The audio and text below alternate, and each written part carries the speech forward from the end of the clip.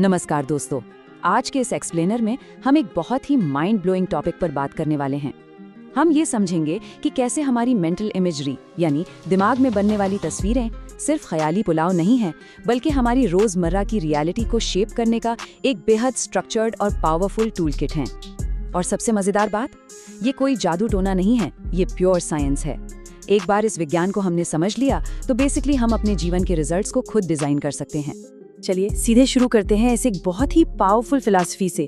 Whatever is created in the mind is created in life। यानी जो मन में बनता है वही लाइफ में बनता है।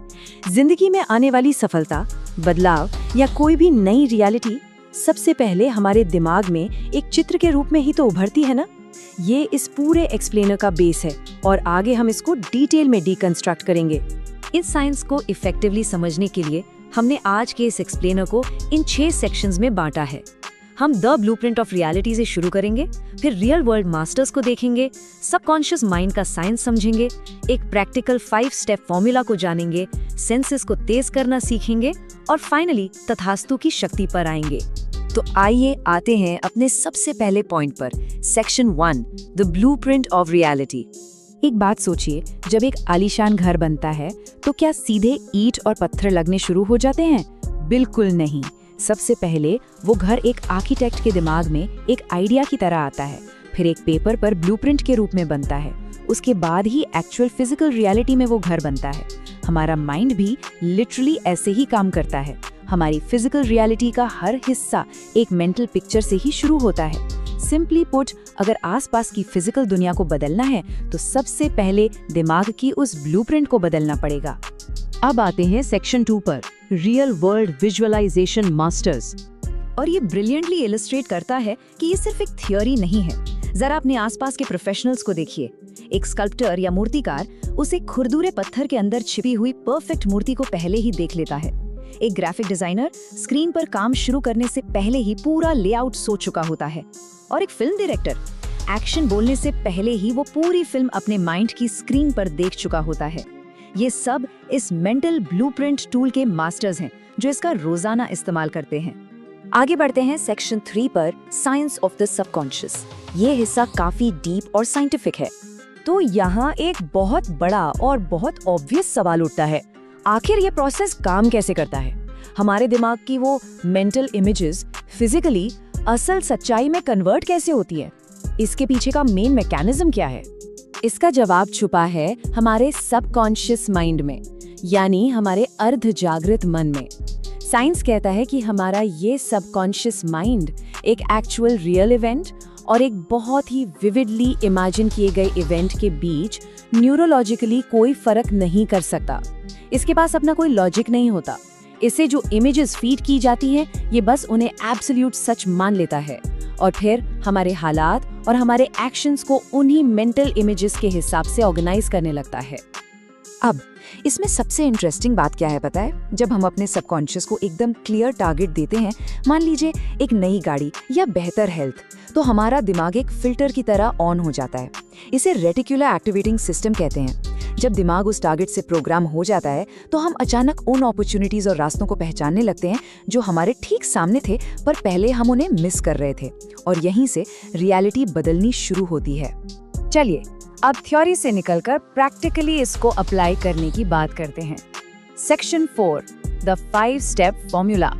इस फॉर्मूला को स्टार्ट करने से पहले सबसे एब्सोल्यूट क्रूशियल चीज है क्लैरिटी। जब तक हमें एग्जैक्टली नहीं पता कि हमें चाहिए क्या, दिमाग को रॉन्ग सिग्नल्स मिलेंगे। एक विजुअल बोर्ड बनाइए या अपने टारगेट की एक क्लियर फोटो अपने सामने रखिए। ये स्टेप दिमाग को एक लेजर शार्प फोकस देता है। चलिए देखते हैं कि ये स्टेप बाय स्टेप कैसे बिल्ड होता है। पहला, अपने दिमाग को शांत करके एक डीप सबकॉन्शियस स्टेट में जाना। दूसरा, किसी बहुत ही खुशी के पल को याद करना ताकि दिमाग एक पॉजिटिव फ्रीक्वेंसी पर आ जाए। तीसरा, जो आप पाना चाहते हैं उसे एकदम विविडली पूरी डिटेल में दिमाग में देखना।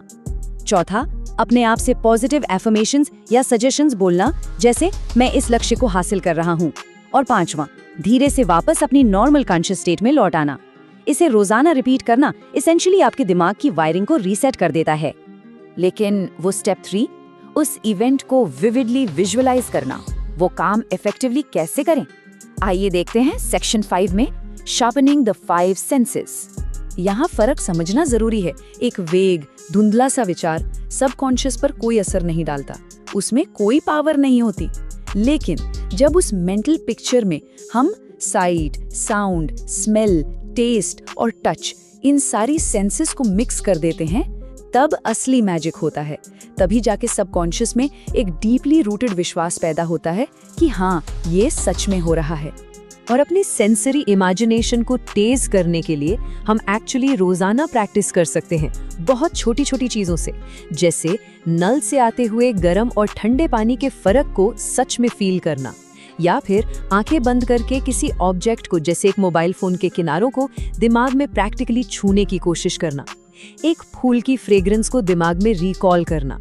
ये सेंसरी मसल्स की एक्सरसाइज है जो आगे चलकर हमारे गोल विजुअलाइजेशंस को और भी रियल बना देती है। और अब हम पहुंच गए हैं अपने फाइनल हिस्से पर, सेक्शन 6, द पावर ऑफ तथास्तु। तो इस पूरे एक्सप्लेनर का एकदम कोर, क्रूशियल पॉइंट क्या है? वो ये है कि हमारी लाइफ के ड्राइवर हम खुद हैं। मैं ही अपने भाग्य का विधाता हूँ। हम दिमाग में जैसा बीज बोएंगे, फिजिकल रियलिटी में वैसी ही फसल काटेंगे। हमारे फोकस्ड संकल्प ही आगे चलकर हकीकत का रूप लेते हैं।